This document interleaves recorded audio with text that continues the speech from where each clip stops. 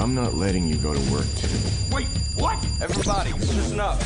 Welcome to The Drive. Morning, morning, morning. You're gonna talk. Get on the phone at 339-1140. Pretty awesome, huh? Jump in on our text line at 441140. Everyone is talking about it. You must know that. The Drive starts now.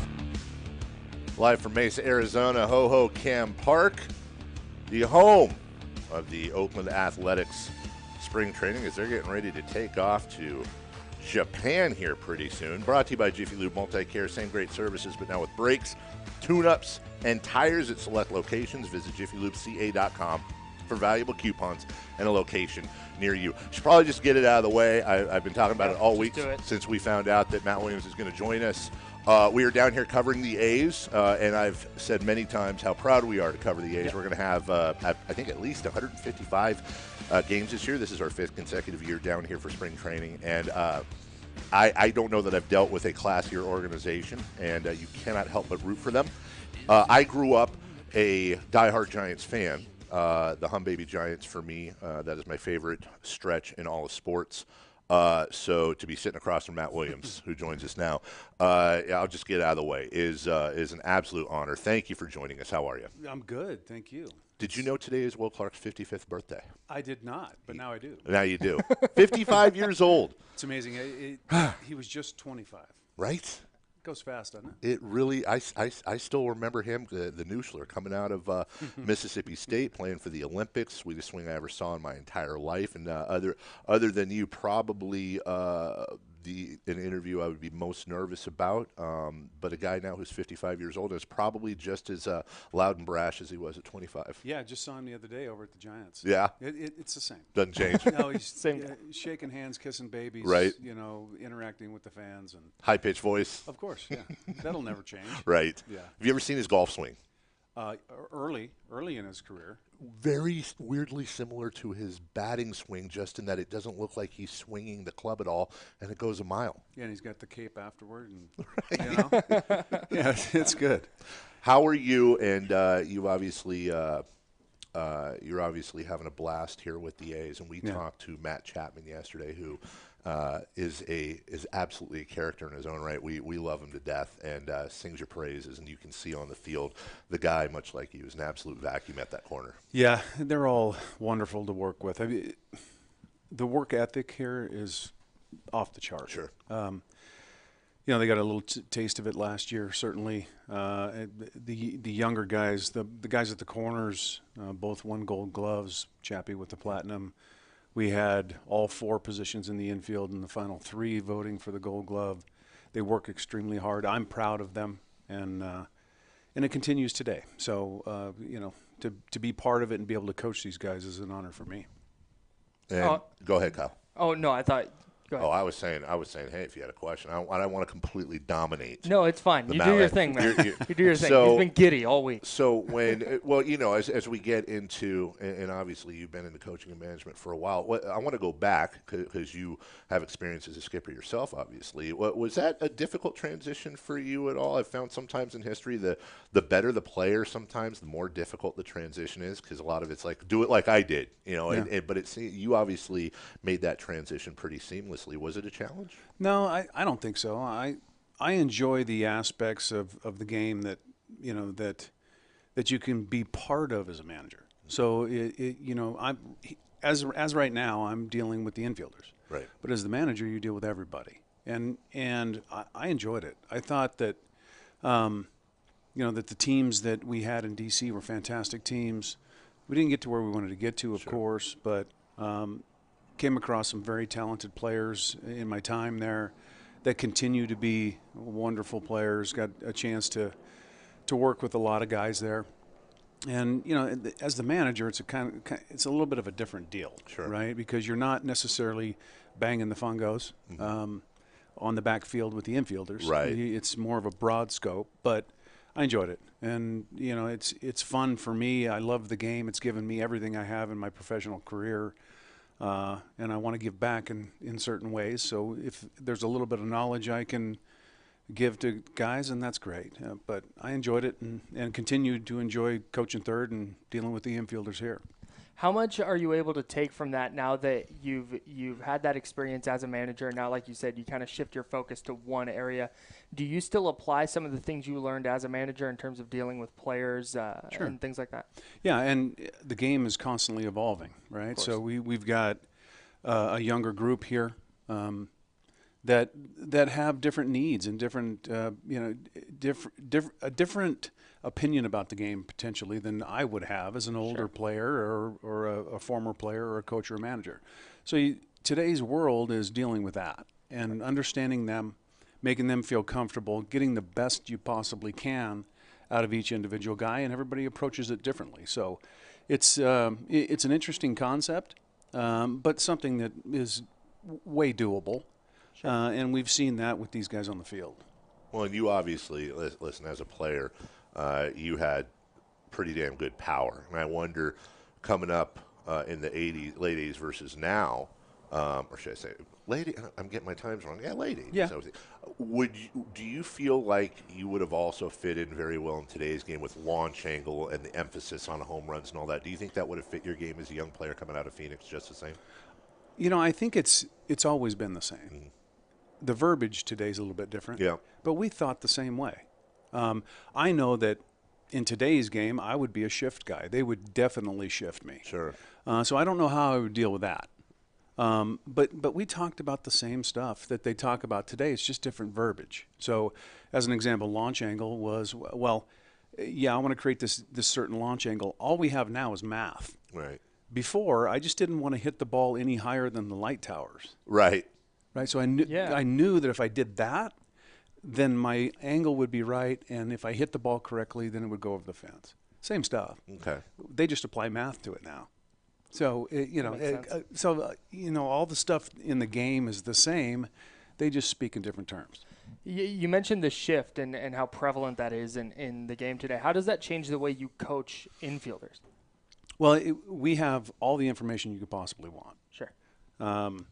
We know that this particular hitter will hit the ball to this particular side of the field in this particular location 82.9% of the time. It's incredible how often they hit it right at a guy. It's incredible. So what we do is we try to use that to our advantage and put the guys in positions where they can be successful defensively.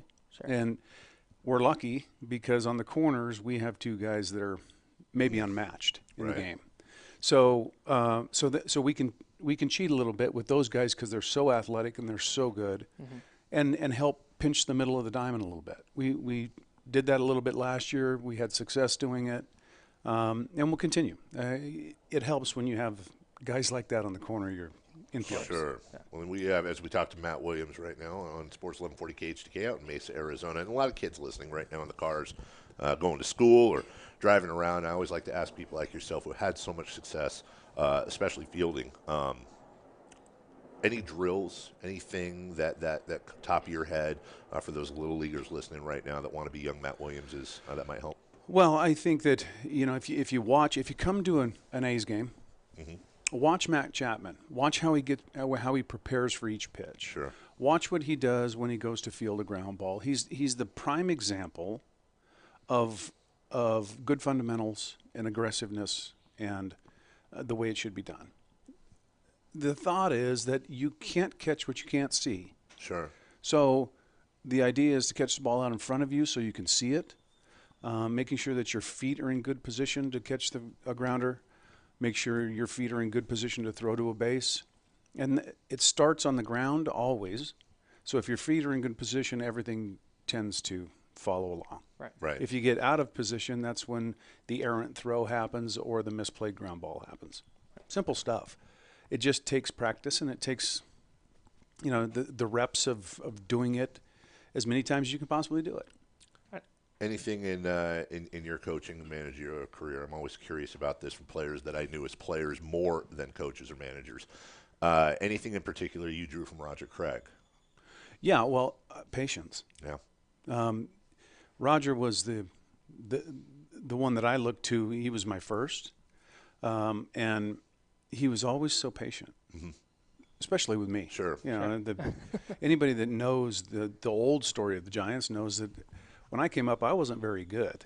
So He was patient. Al Rosen was patient. They understood that, I had 72 games in the minor leagues in low A ball before I was in the majors, and I was a little overmatched, to say the least. Sure. But they were patient with me, and they allowed me to succeed sometimes and fail most times, until I got enough experience where I could handle myself a little bit. I may be misremembering here, but if I remember you coming up, it was. I always feel like your glove was a major league glove. It was the hitting that needed to come around. And yeah. You think that was something that Roger and Al recognized and were patient with you because of the defensive end, and you had a legendary work ethic. I imagine that helped as well. Well, yeah, I think that they were of the opinion that, he's going to figure it out at some point. As long as he stays in the game and catches a baseball when it's hit to him, then we can have him on the club. Mm-hmm. There was a lot of up and down between Phoenix and San Francisco, for sure. And a lot of struggles along the way.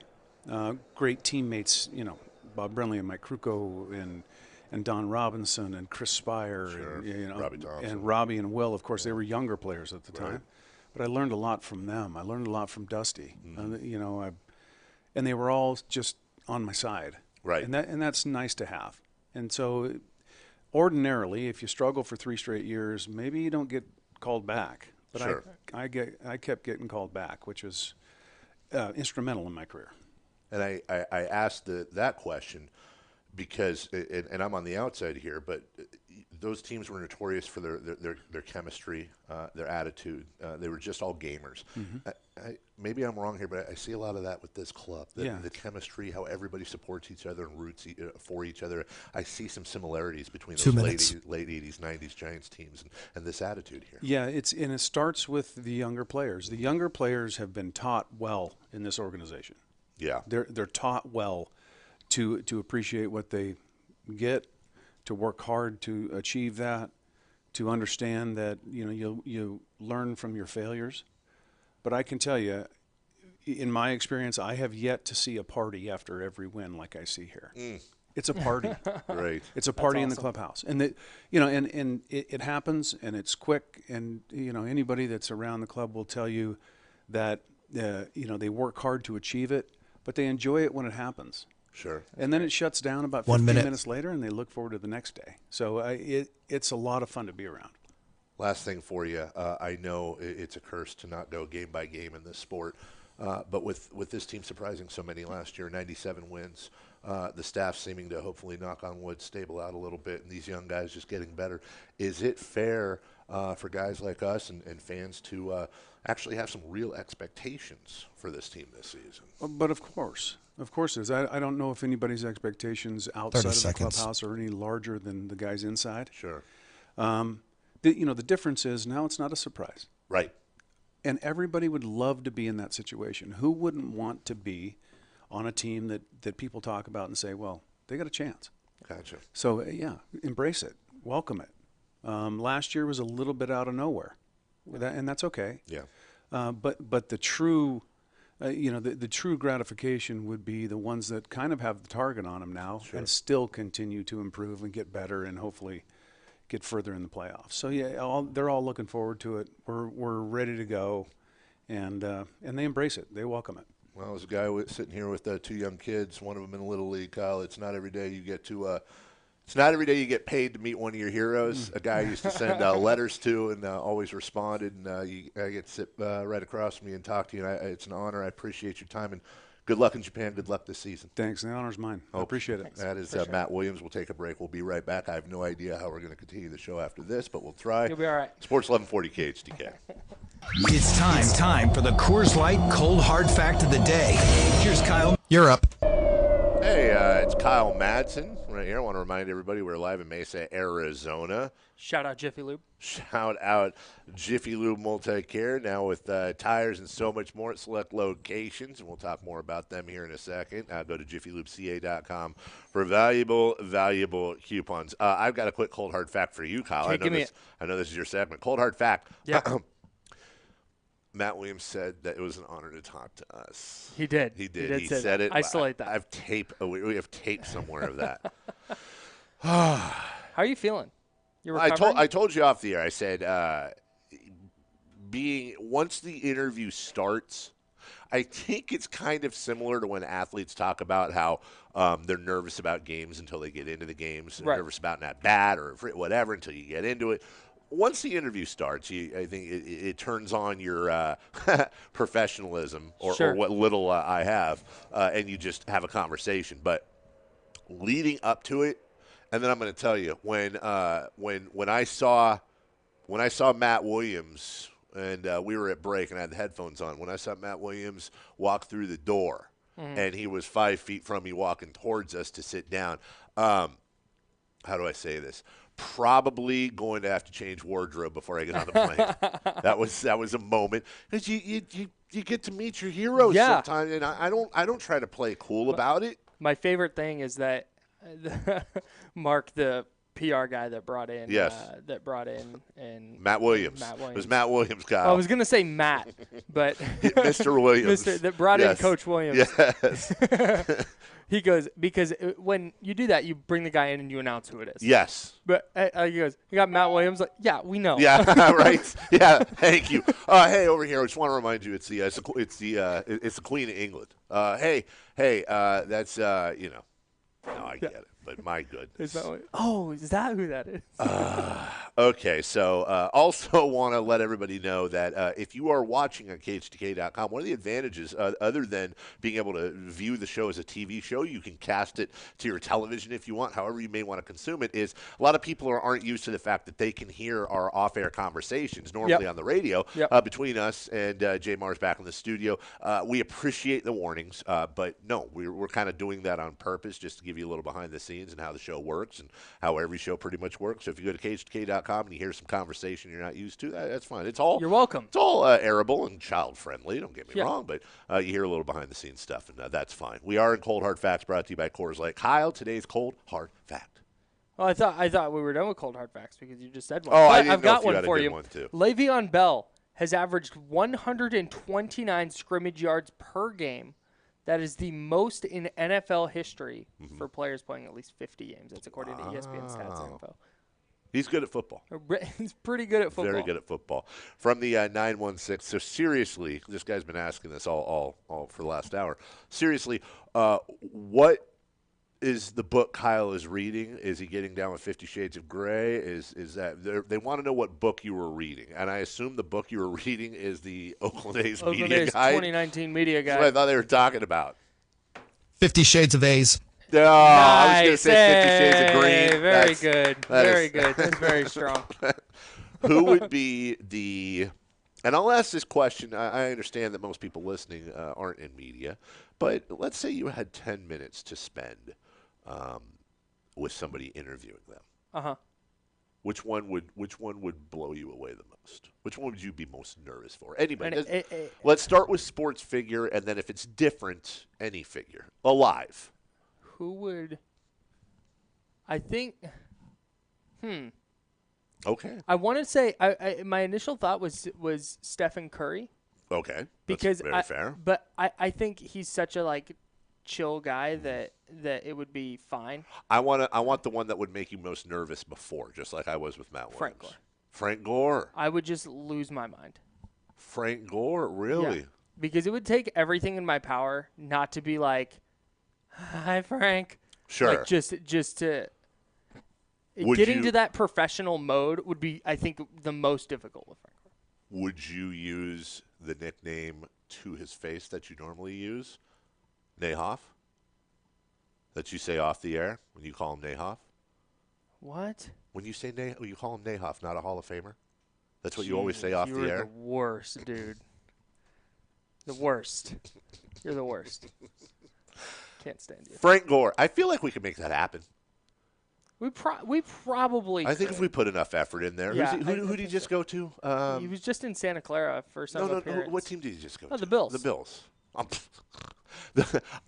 Hello, Buffalo Bills. Yeah, we're a team stationed out in Sacramento. We'd like to interview. No problem. Who do you want to interview? You want to interview one of our players? Yeah, who? You want them all? You want us to fly them out there? Yeah, in person? Great. When do you want them? Anybody outside of Frank Gore, like outside of sports? Outside of sports. Yeah.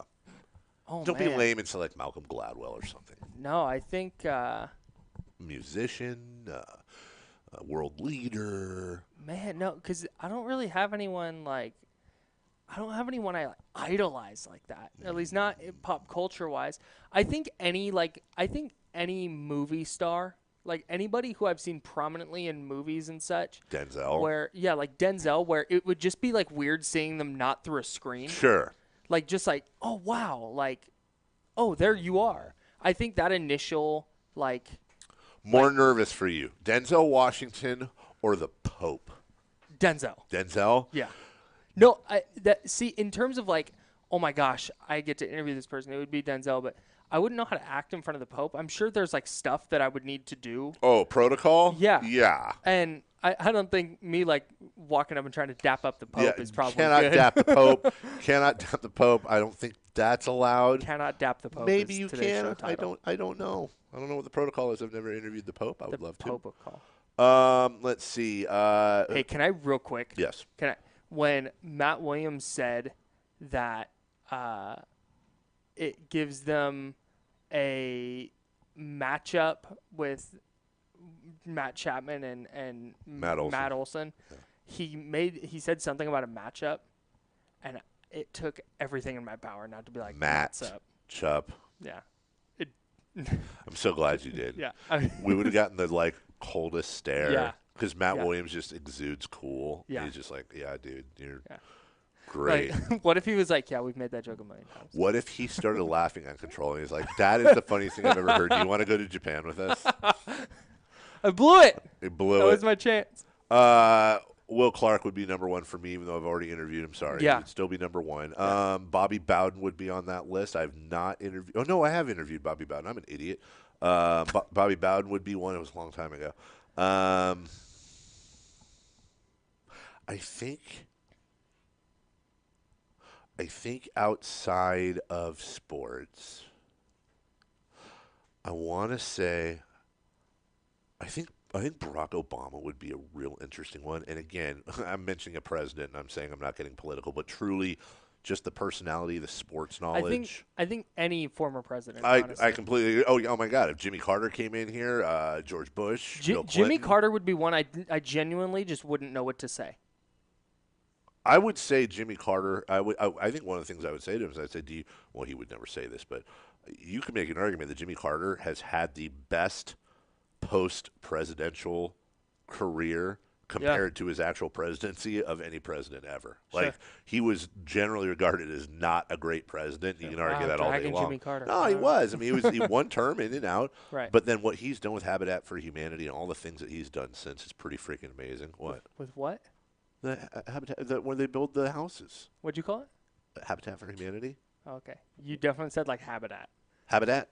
Habitat for Humanity. All right. We got to take we're not taking a break here? Nope. Oh, beautiful. Diving right in. Oh, fantastic. Well, that's good. Then let me get up and welcome in our next guest as we'll get situated. Matt Williams joined us. See, Matt Williams came in complaining that it was cold. Sean comes in, he's got his long pants on. That's smart. Well, since you're on a first name basis, apparently, why don't you go ahead and introduce our next Oakland Athletic here? This is Sean Murphy, Oakland A's catcher. How's it going? Morning. Good. Thanks for having me. Are you excited for your big trip? I think tomorrow is it? Is that going to be a little different or? Yeah, that's a cool trip for the team. Yeah. I think everybody's looking forward to that. It's going to be a little bit of an adjustment getting up in the morning, I think.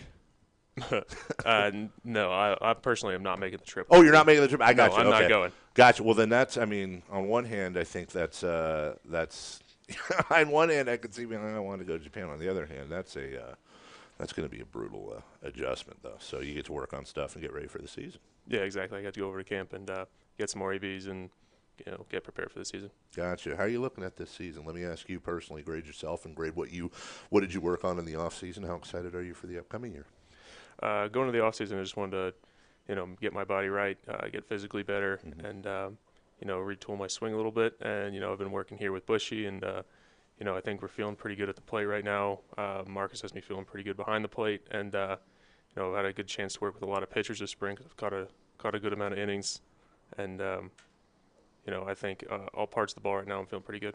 When you say you retool your swing, what are some of the ways you go about adjusting that? Like, do you watch film and say you want to work on this and then break it down to like small parts, or what? When you say you retool your swing, what do you mean?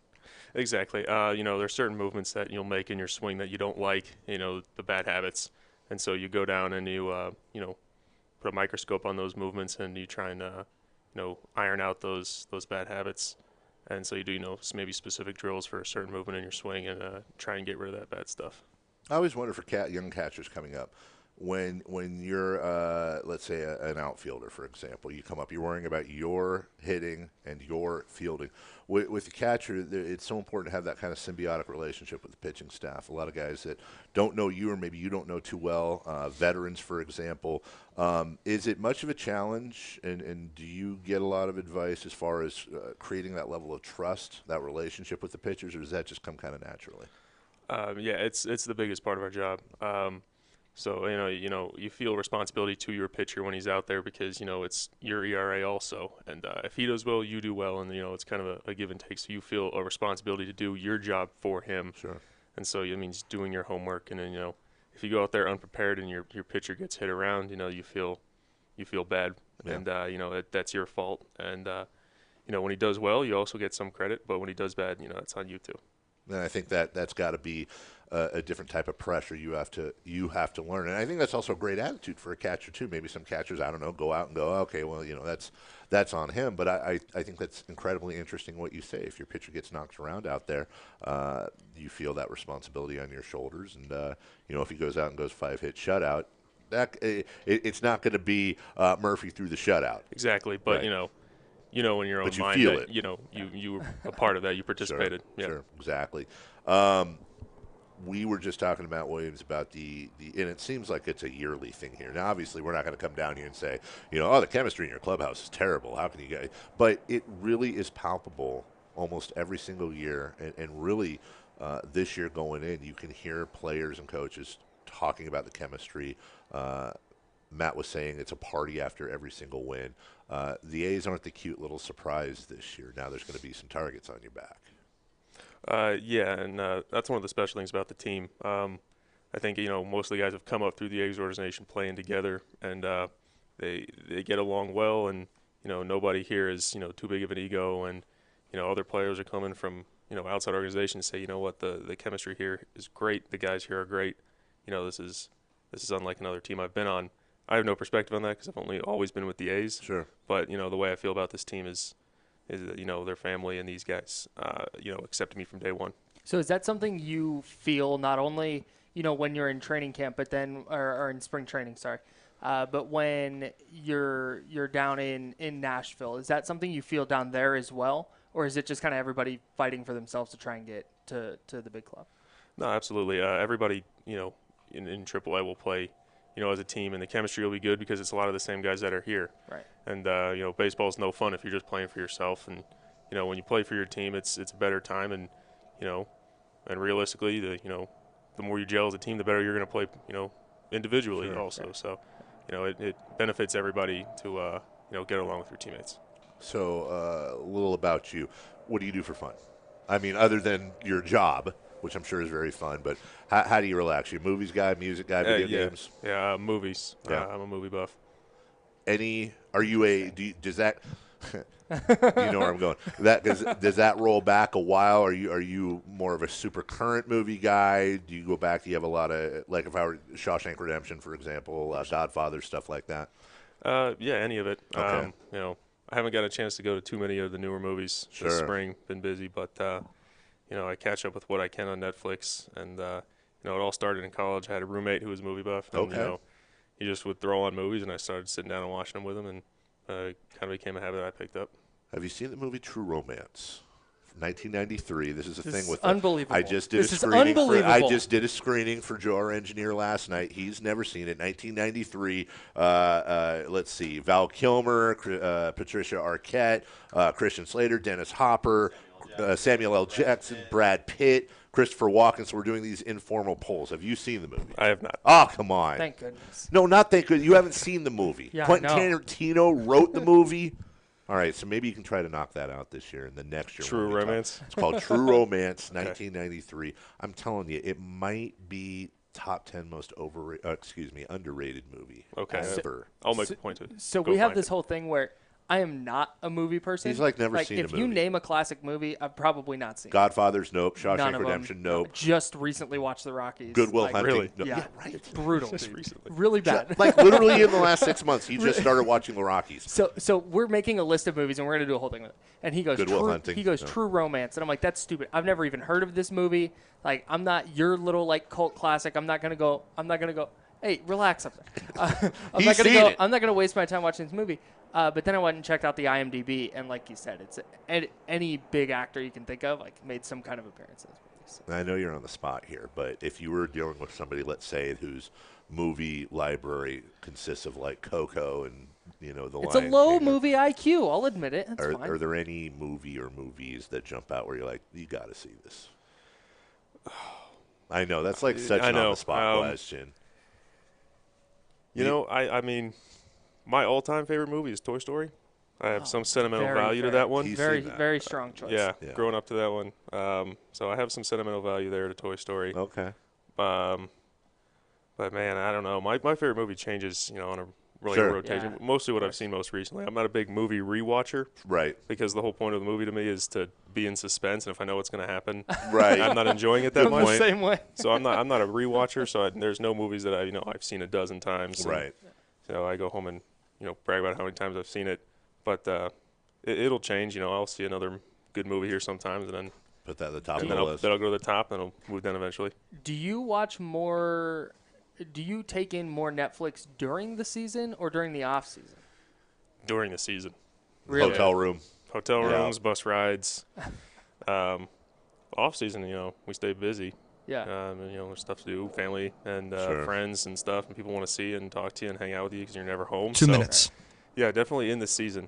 A lot more Netflix. So Disney's coming out with Disney. I love how we've just gone off baseball. Yeah, that's fine. Disney's coming out with Disney Plus, and I guess they're putting their entire movie library plus all their Marvel and Star Wars and everything they own. It won't be as big as Netflix, but they also say $25 a month. No, they say it's going to be less than that. Netflix. So is Disney Plus something you might add to your Netflix collection? Probably not. No. Stick with Netflix, huh? I'll stick with Netflix because I've seen most of these Disney movies at this point. Are you Netflix only, or do you have like Hulu and HBO Go? I have Hulu on top of that. Game of Thrones guy? I'm not a Game of Thrones guy. The thing is, I would love to see Game of Thrones. Mm-hmm. It's right up my alley. I know I'd like it, but at this point, it's like 200 hours of TV that I have to commit to watching. Yeah, but and it's so, really good. I don't want to. You don't want to make that commitment. I don't want to make the commitment. It's a lot of TV. That's fair. Are you were you a Lord of the Rings, Star Wars? I mean, yes, Lord of the Rings, Star Wars, not as much. Okay. I like them, but I don't get crazy about them like some people. You probably we got to wrap up, but I'm sure you get this all the time, and I don't want to be one of those people. I'm sure you get it all the freaking time, but I watched the first 3 episodes of Game of Thrones when it came out, and then I quit because. Spoiler alert, there's a lot of death in it, and it was bugging me, not from the death point of view, but people I liked. And then last year I went back and watched the whole thing, and I got to say, it's worth it. I know you've got other things to do, but if you got time in that hotel room, get that HBO Go and watch 30 seconds. You're not the first person to say that. Probably like the millionth. I have a buddy who texts me almost weekly. Yeah. Says, have you started it yet? I'm like, no, man. Relax. Now it's to the point now where it's like, I'm not watching it just because you want me to watch it so much. Yeah, exactly. We appreciate your time. Have yourself a fantastic year, and as always, thanks for spending a little bit of time. Appreciate it. All right, take care. We will take a break. When we come back, we finish up here the final. What are we? Half hour, 15 minutes, something like that. 20 minutes of the show down here in Mesa, Arizona, right here on the Drive. Sports 1140 KHTK. You guys are up. But it's the start of your workday. For a cold one, it's What's on Tap. Here's What's on Tap. All right, What's on Tap brought to you by Kyle. Not brought to you by Kyle, but... brought to you by Field Tarps. Field Tarps. You know what? Back in the days before Field Tarps, it just got wet and muddy. It's People gross. got hurt. It wasn't good. Field Tarps, get yourself one today. Yeah. There's not much on tap today. No Kings, NFL stuff. But what's on tap right now? is Robbie Grossman of your Oakland Athletics. Robbie, I'm Dave. That's Kyle. Thanks for joining us. How are you? I'm great. Thanks for having me, guys. Yeah, what's what a dumb question, right? You're looking forward to the season. Of course, you're looking forward to the season. But are you? Did you get the most out of your off season? Oh yeah, I get the most out of my off season every off season. Get home, spend time with your family and friends, and about Christmas time, you're like, all right, let's get this thing going. Let's get the spring, and yeah, want to play baseball again. You're ready to go right around Christmas time. Oh yeah. Would you do anything interesting? Go somewhere, do something? Actually, relax? just kept it low key. Spending time with friends and family, like I said, and just enjoyed being home for a little bit, being in the same spot for more than a month at a time. Right. But yeah, just kept it low key and enjoyed it. Big thing you're focusing on this year coming in with your game, something you worked on or something you really want to master this season? Just consistency. I think that's what every player in that clubhouse is chasing. Just the older you get, the more your routine becomes defined, and more you define your game. Just being really good at things you're good at, and right. To make it simple, but it's easier said than done. But that's the whole goal in this game as a player. I know Oakland doesn't have a fantastic reputation among people in the league. What were your thoughts about the A's before you got here and then once you got here? See, a lot of people say that, and I strongly disagree. Of course, I've never played for Oakland. But right. Coming there as a visiting player, there's not a better place to play a day game than in Oakland in the middle of the summer. And thank you. I enjoy the fans in Oakland because I've played a lot of places where fans might not know the game, or right. it's an entertainment option. And in Oakland, they seem like they really care about the players. They care about the city. They care about this team, and it really shows. We hear that consistently, and Kyle's a lifelong A's fan who defends that park and that field all the time. And obviously, they're working very hard, and it's super important to get a new stadium for the fans and revenue and all that, and there's some exciting stuff happening. But we hear consistently from players that they love that field and they love that atmosphere. Well, look, how many times I know we're in 2019 or whatever it is, but how many times you get to go to a baseball field, play a Major League Baseball game, and they still have the line markers for the football field? Right. Like first time I saw that, I thought that was pretty cool. Right. I don't know. That's my opinion, but I've always enjoyed playing in Oakland, and the A's have always had very competitive, very energetic teams, and it shows. Well, we've talked about that too with players and coaches all week long. The theme kind of being expectations. Last year, this team was it surprised a lot of people. Oh, look at the A's; they're kind of cute, and the next thing you know, 97 wins. This year, it feels like the target's going to be on the back a little bit. And how do you, as a player, manage expectations? Do you keep them high, or you just stick game to game? Well, we all know this is a long season. Yeah. You have to take every game by game, but for the most important part is these guys just need to be themselves. That's what they got. That's what got them here last year. They were themselves. They had their own unique personality. When you play them, you get to see it across from the dugout. Like, wow, these guys are grinders and they want to play. And just be themselves. Everyone be themselves and pass the baton and keep the line moving. And that's what this team's always been modeled around. When you come to a clubhouse that's kind of as tight-knit as this one, does that make it more difficult for you, or is it easier to assimilate to that? I think that goes back to what I'm saying. Just don't try to be anything that you're not. Just be yourself, and you'll fit in where you are, and just be yourself and enjoy people for who they are, and enjoy the opportunity ahead of you. I would imagine it also helps being a player, knowing you're coming into a system, and like Kyle said, the reputation for the A's and that park and many things seems to be off base nationally, because really when you come down to it, the field is amazing. The team surprises more often than it doesn't. And then when you look at the manager and coaches, whether it's Bob Melvin, who is the survivor. I mean, the guy every year is in the Manager of the Year candidate conversation. We had Matt Williams in earlier, who's a legend in his own right. As a player, it's got to feel good knowing you're working with some of the best. Oh yeah, that's the opportunity you have when you play at this level. You get to be around amazing ball players and even more amazing human beings. Like the last 3 years, I got to play for the Hall of Famer Paul Molitor, and just some of the wisdom he had. And then I've always admired Bob from the other side, Sure. and just what he gets out of every single guy, and how much confidence and belief he has in the guys. You can see it, and I'm excited to be here, and I'm excited to be in Oakland A. We've asked everybody this question since we only have about a minute or two left. What do you do for fun? How do you pass the time when you're not playing baseball? Well, I should have mentioned this earlier, but my when I go home, I like to go fishing. That's what my dad does, Okay. and we enjoy some time fishing, and that takes up most of my time. But this is what I like to do, baseball, and Sure. I'm excited for the season. I'm excited to be at Oakland A. Fly fish, lure fish? No, bait fish. Well, you're in a pretty decent spot for fishing now out here too. So, you tough to do during the season, or Yeah, it's tough. Yeah. I'm sure my dad's gonna be bugging me to find someone to take him out when he Right. comes to seas. But maybe one of the off days. Who knows? Sure. All right. Well, we know you've got stuff going on, and we're wrapping up.